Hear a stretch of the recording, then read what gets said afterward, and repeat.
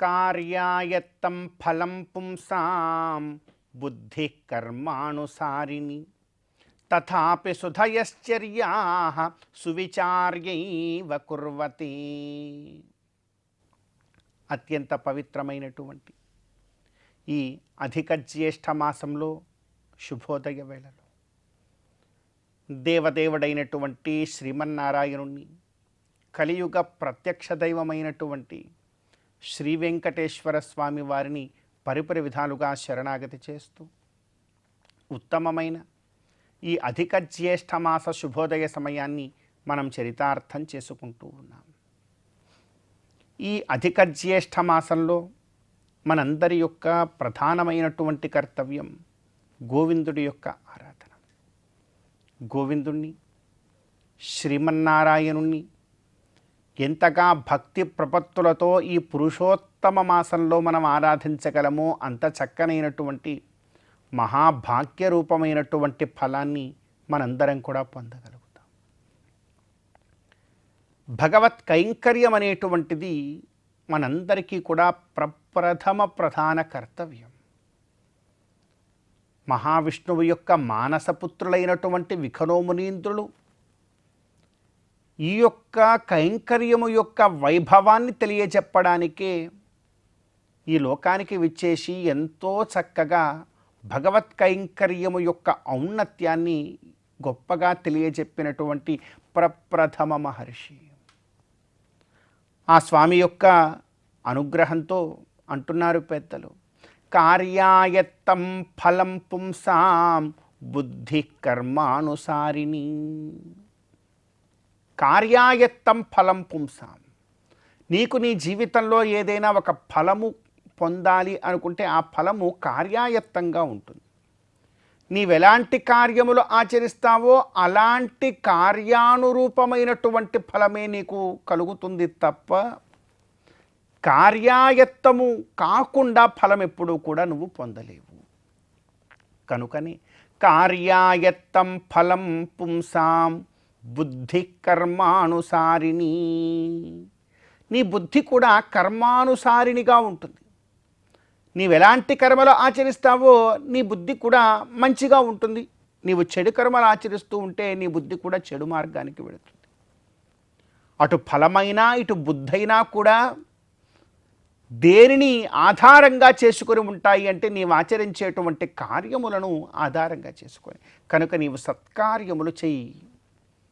అందుకే నిత్యం గృహే దేవాయతనేవా భక్త్యా భగవంతం నారాయణమర్చయేత్ తద్విష్ణో పరమం పదం గచ్చతీతి విజ్ఞాయతే అన్నారు వికనోమునీంద్రుల వారు. నీవు ఏదో ఒక రకంగా భగవత్ కైంకర్యము చేస్తూ ఉంటే ఆ కార్యము తాలూకు ఫలం నీకు వస్తుంది. నీ బుద్ధి కూడా భగవత్ కైంకర్యంలో ఉంటుంది.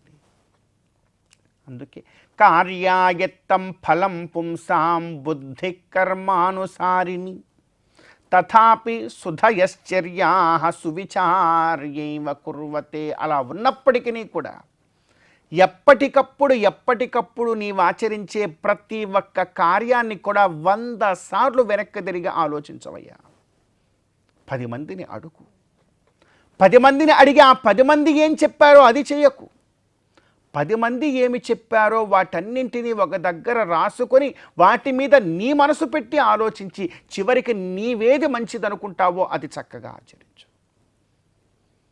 కానీ ఏది కూడా అనాలోచితంగా అయితే చెయ్యకు. 100 సార్లు నీవు ఆచరించి ఆలోచన చేసి చెయ్యి ఏ కార్యాన్నైనా కూడా. ఇది మనకు శాస్త్రం చెబుతున్నటువంటి మాట. అందుకే అంటున్నాం కార్యాయత్తం ఫలం పుంసాం బుద్ధి కర్మానుసారిణి తథాపి సుధయశ్చర్యాః సువిచార్యైవ కుర్వతే. ఏదో ఒకలాగా విచారణ లేకుండా మాత్రం నీవు కార్యాన్ని ఆలోచించకు, ఆచరించకు.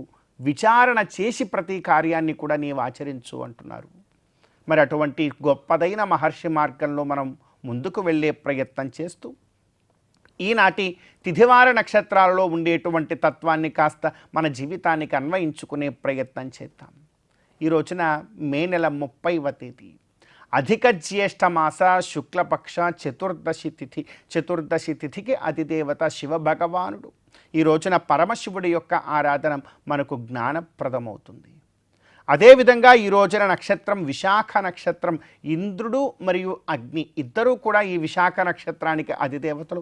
వారిరువురి యొక్క ఆరాధన మనకు ఐశ్వర్యమును మేధాశక్తిని కలగజేస్తుంది. అదేవిధంగా ఈ రోజున వారం శనివారం.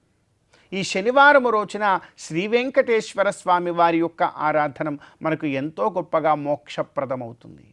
కనుక ఈ తిథివార నక్షత్రాలలో ఉండేటువంటి తత్వాన్ని మన జీవితానికి అన్వయించుకొని గోవిందుడి యొక్క అనుగ్రహంతో ఈ అధిక జ్యేష్ఠ మాస శుభోదయ సమయాన్ని మనం చరితార్థం చేసుకుందాం.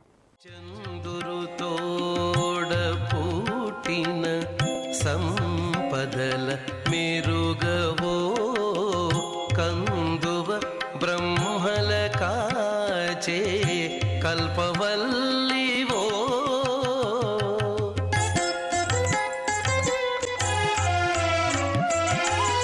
అందిన గోవిందునికి అండనే తోడు నీడై ఉందానవు మా ఇంటనే ఉండవౌమా అమ్మ జయలక్ష్మి వరలక్ష్మి సంగ్రామ వీరలక్ష్మి ప్రియురాలవై హరికి బెరసితివౌమా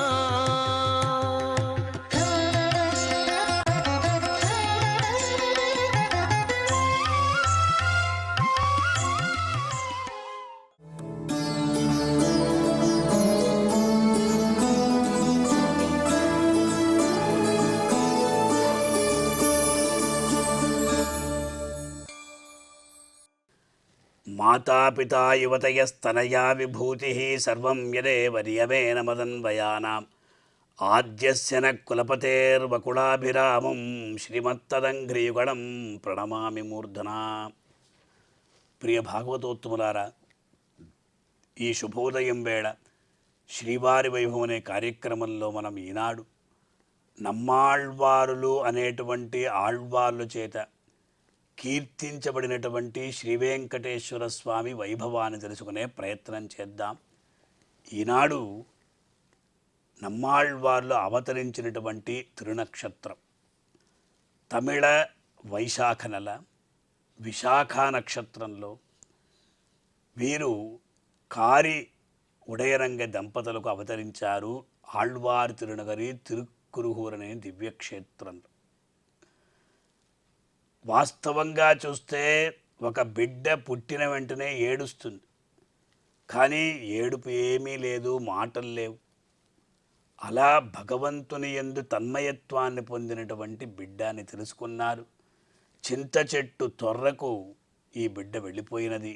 16 సంవత్సరముల పాటు ఆ యోగదశలో ఉంటూ భగవంతుడే సర్వస్వంగా భావించుకుంటూ ఎటువంటి అన్నపానాదులు లేక పెరిగినటువంటి బిడ్డ.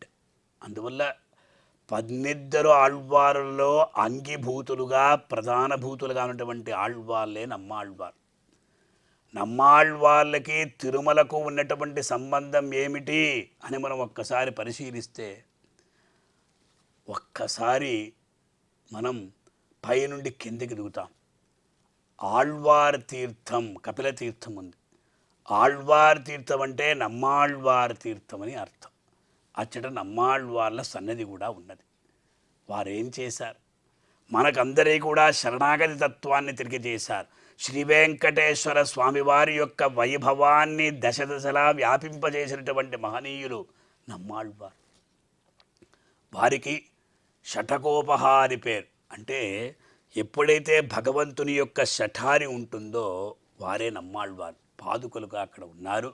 షఠకోప మునింబందే షఠానామన్న రీతిగా వారే వకుళాభరణులు, వారే నమ్మాళ్వార్లు, వారే పరాంకుశులు కూడా.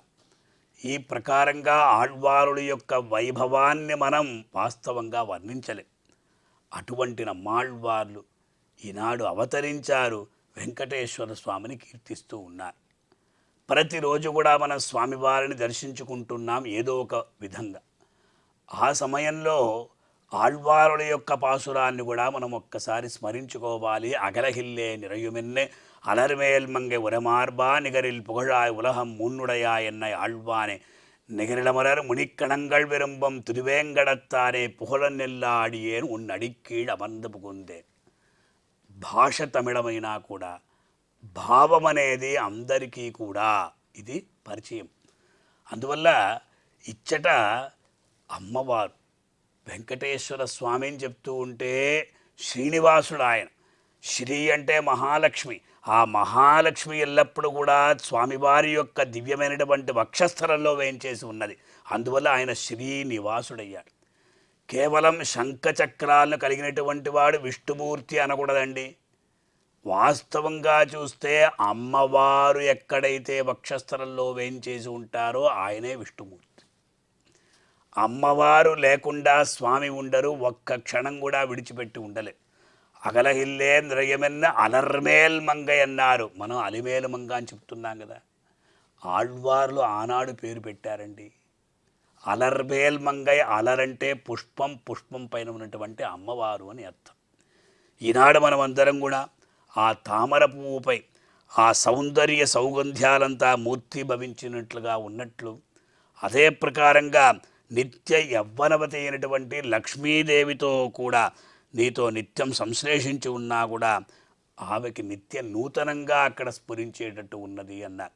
అలర్మేల్ మంగై ఒరే మార్బ. భక్తులందరూ కూడా దర్శించుకోవాలి. కేవలం నామాల వాడిని మాత్రం కాదు, అక్కడ విశేషంగా వక్షస్థలంలో వేంచేసినటువంటి దేవేరులను కూడా మనం దర్శించుకోవాలి. ఒక్క క్షణకాలం కూడా విడిచిపెట్టి ఉండలేరు పరస్పరం. నిత్యైవేష జగన్మాత విష్ణోహో శ్రీహి అనపాయిని అని మనకు పురాణాలు తెలియజేస్తున్నాయి. కనుక అటువంటి అద్భుతమైనటువంటి వక్షస్థలాన్ని కలిగినటువంటి వాడు శ్రీ వెంకటేశ్వరుడు. అలాగే ఆ అంతరంగ సేవకునిగా నన్ను చేసుకోవాలని ఆళ్వాలు కోరుతున్నారు. నిగరిల్ పుగழாய் ఉలహం మున్నుడయా ఎన్నై ఆళ్వానే, మమ్మల్ని అందరినీ కూడా ఆదుకునేవాడు నీవే స్వామి. నిగరిడమరారు మునిక్కణంగళ్ విరుమ్మం తిరువేంగడత్తానే. లోకంలో ఉన్నటువంటి వాళ్ళందరూ కూడా ఏ క్షేత్రాన్ని పొందాలని కోరుకుంటున్నారంటే వెంకటాచలాన్ని పొందాలని కోరుకుంటున్నారు. ఒకరు అడిగాడు, స్వామి పరమపదం కదా ముఖ్యమన్నారు. అందరూ పరమపదాన్ని కూడా ప్రాప్యంగా కోరుకోవాలంటే కాదు, పరమపదవాసులు కూడా ఈ వెంకటాచలాన్ని కోరుకుంటున్నారు. కారణం ఏమిటంటే పరమపద నాథుడు ఈనాడు వెంకటనాథుడుగా ఇక్కడ వెలుగొందుతున్నాడు అని. ఈ ప్రకారంగా స్వామివారి యొక్క సౌశీల్యం అనేటువంటి కళ్యాణ గుణాన్ని ప్రదర్శించి నిరంతరం నీ కైంకర్య రసాన్ని అనుభవిస్తూ ఆ గుణ అనుభవనిష్ఠులు కైంకర్యనిష్ఠులు అనేటువంటి ఆ నిత్యసూరి సంఘాలంతా కూడా ఆశపడి ఇక్కడ వచ్చి ఉన్నాయి కదా. అంచేత ఇటువంటి ఆ అద్భుతమైనటువంటి దివ్యక్షేత్రాన్ని మేము ఎక్కడా కూడా చూడలేదు కనుక నీ యొక్క శ్రీచరణాలు ఏవైతే ఉన్నాయో మాకు ఉపాయంగా నీవు అందజేయాలి స్వామిని తెలియజేస్తూ, సర్వదే సర్వకాల సర్వావస్థల యందు కూడా సర్వవిధ కైంకర్యాలు మేము చేస్తూ ఉండాలి అని కోరుతున్నారు ఆళ్వారులు. అందువల్ల పుగழొన్నెల్లాడియేను ఉన్ అడిక్కీళ్ అమర్ந்து పుగుందేనే అంటే నీ దగ్గరికి వచ్చి చేరామంతే. వచ్చామని చెప్పడం కాదు, వచ్చి చేరామంటే ఇక్కడి నుంచి వెళ్ళేటువంటి ప్రసక్తి లేదు అన్నారు.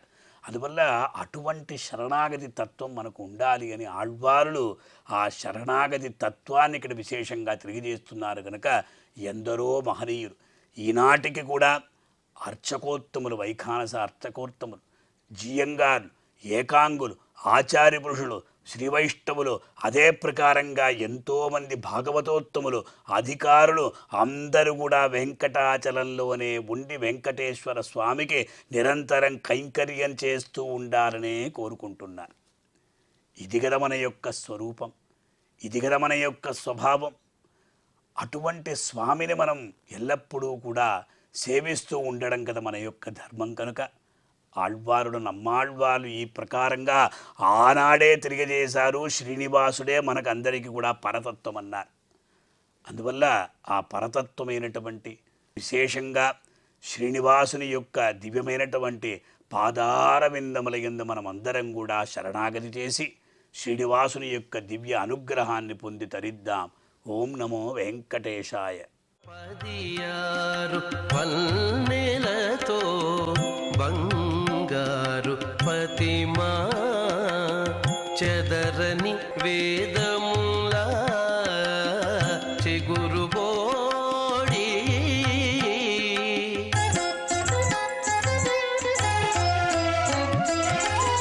ఎదుట శ్రీ వెంకటేశు నిల్లాలవై నీవు నిధుల నిలిచే తల్లి నీవారమౌమా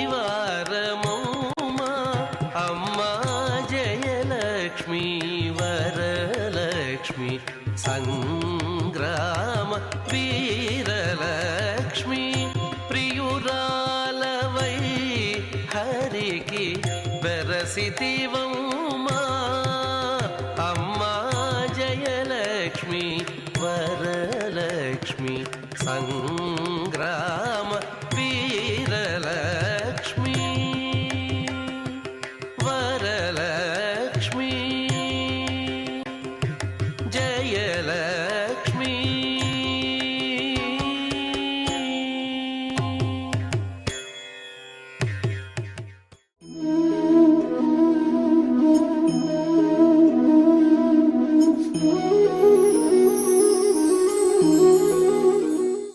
కృష్ణస్తు పార్థేన సమేత్య విద్వాన్ ధనంజయేనాసుర తర్జనేన బహౌ యథా భూతపతిర్మహాత్మా సమేత్య సాక్షాత్ భగవాన్ గుహేన. శ్రీమన్మహాభారతంలో అరణ్య పర్వంలో ఒక మనోజ్ఞమైనటువంటి ఘట్టం ఇది. భక్తలోకానికి చాలా ఆనందదాయకమైనటువంటి ఘట్టం కూడా ఇది. ఎలాగంటే నరనారాయణుడు అంటాం. అంటే నరుడు అంటే అర్జునుడు, నారాయణుడు అంటే శ్రీకృష్ణ భగవానుడు. మహాభారతంలో పాండవులు అరణ్యవాసానికి బయలుదేరిన తర్వాత చాలా కాలం నరుడు నారాయణుడు కలుసుకోలేదు. వీళ్ళు అడవులకు వచ్చేశారు. శ్రీకృష్ణ భగవానుడు ద్రౌపది అమ్మవారికి వస్త్ర ప్రదానం చేశాడు. ఆయన ఎక్కడి నుంచో వస్త్ర ప్రదానం చేశాడు. ఆయన అక్కడికి రాలేదు. సర్వాంతర్యామి కదా పరమాత్మ. వీళ్ళు అరణ్యానికి వచ్చిన తర్వాత చాలా కాలానికి చూడటానికి వచ్చాడు. శ్రీకృష్ణ భగవానుడు సత్యభామా సమేతుడై అక్కడికి వచ్చాడు. అక్కడికి వచ్చినప్పుడు అక్కడ మార్కండేయ మహర్షి కూడా ఉన్నాడు. అక్కడ ధౌమ్యాది మహర్షులు కూడా ఉన్నారు అక్కడ. ఇంకా ధర్మరాజు పట్ల ఎంతో అనుబంధం కలిగినటువంటి వేదాంగ పారంగతులైనటువంటి మహానుభావులు కూడా కొంతమంది అక్కడ ఉన్నారు. వాళ్ళకంతా కూడా ఒక నేత్రానందకరమైనటువంటి దృశ్యంగా ప్రకాశించింది ఆ శ్రీకృష్ణ భగవానుడు పాండవుల నుంచి కలుసుకోవడం. అందులో పాండవులలో నరుడు అనేవాడు ఉన్నాడు కదా, అర్జునుడు. ఆ అర్జునుడు కృష్ణుడు ఒకరినొకరు కుశల ప్రశ్న వేసుకొని కౌగులించుకొని చాలా కాలం తర్వాత కలుసుకున్నారు కదా. ఆ సమాగమం ఎలా ఉంది అంటే పరమశివుడు గుహుడు బహౌ యథా భూతపతిర్మహాత్మా సమేత్య భగవాన్. ఆయన గుహుడు అంటే సుబ్రహ్మణ్య స్వామి, కుమారస్వామి. పరమశివుడు కుమారస్వామి ఒకే చోట ఉంటే ఎలా ఉంటుందో ఆ పరమశివుడే కృష్ణ భగవానుడై కుమారస్వామి అయి అర్జునుడై, అంటే నరనారాయణుడు తాత్కాలికంగా పరమశివుడు కుమారస్వామి అయిపోయారన్నమాట. అంత మనోజ్ఞంగా ఉన్నది ఈ దృశ్యము అని ఆ మహర్షుడు సంతోషించారట ఆ నరనారాయణులను దర్శించి. స్ఫురదాతామ్ర జటా కలాపములతో పూర్ణెందు సౌందర్య సుందర వక్త్రంబులతో మహోగ్రగణ కోదండేషు విస్పార భాసుర పూర్వాపర భాగ వైభవముతో సొంపారు మీ రూపముల్ నరనారాయణ నామధేయములు వర్ణ్యంబుల్ జగన్మంగళ అని బదరికాశ్రమంలో బదరీ క్షేత్రంలో నరనారాయణులు ఆయుధారులై విహరిస్తూ ఉంటారని పురాణాలు చెప్తూ ఉన్నాయి, ఉపనిషత్తులు చెప్తూ ఉన్నాయి. అక్కడ ఆ నరనారాయణులను మహర్షులు ఏ విధంగా దర్శించి ఆనందాన్ని పొందుతారో, ఇక్కడ ఈ వనవాసంలో ఉండే పాండవులను చూడటానికి వచ్చినటువంటి కృష్ణ భగవానుడు, ఆయన్ని కలుసుకున్నటువంటి అర్జునుడు, వాళ్ళిద్దరి యొక్క సమాగమము అంత మనోజ్ఞమైనటువంటి ఘట్టంగా ఆ మహర్షులు ఆనందించారు.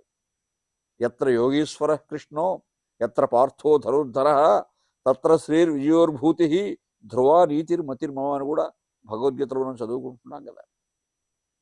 ఎక్కడ కృష్ణుడు అర్జునుడు ఉంటారో అక్కడ దిగ్విజయం ఉన్నది, అక్కడ సత్యం ఉన్నది, అక్కడ ధర్మం ఉన్నది, అక్కడ భగవంతుని ఆశ్రయించినటువంటి సమస్త కళ్యాణ గుణ శోభితమైనటువంటి ప్రాకృతికమైనటువంటి మహత్వము తత్వము అంతా కూడా అక్కడే ఉన్నది అని ఆ బదరీ క్షేత్రంలో, అంటే ఆ సమయంలో పాండవులు ఏ అరణ్యంలో వనవాసం చేస్తున్నారో అదే బదరీ క్షేత్రం అయిపోయినట్టు అనుకోవచ్చు.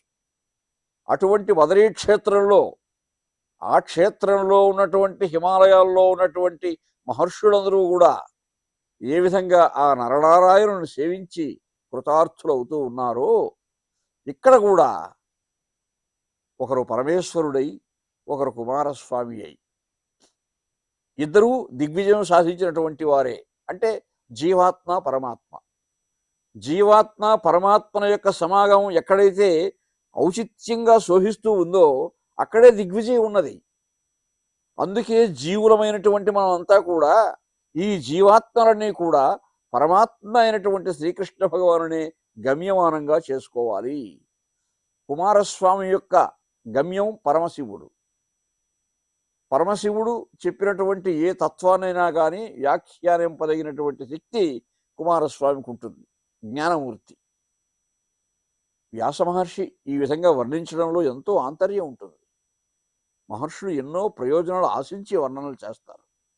కాబట్టి ఆ క్షేత్రంలో, ఆ అరణ్యంలో శ్రీకృష్ణ భగవానుని అర్జునుని ఒకే చోట చూచినటువంటి వారు, చాలా కాలం తర్వాత కలుసుకున్నటువంటి వారిని చూచి ఆ మహర్షులు ఎంత ఆనందించారో, మనం కూడా మన అంతరంగాలలో ఆ నరనారాయణ నామధేయములు వర్ణ్యములు జగన్మంగళ అని సకల జగన్మంగళదాయకమైనటువంటి ఆ అనుభూతిని మనం కూడా పొందగలగాలి.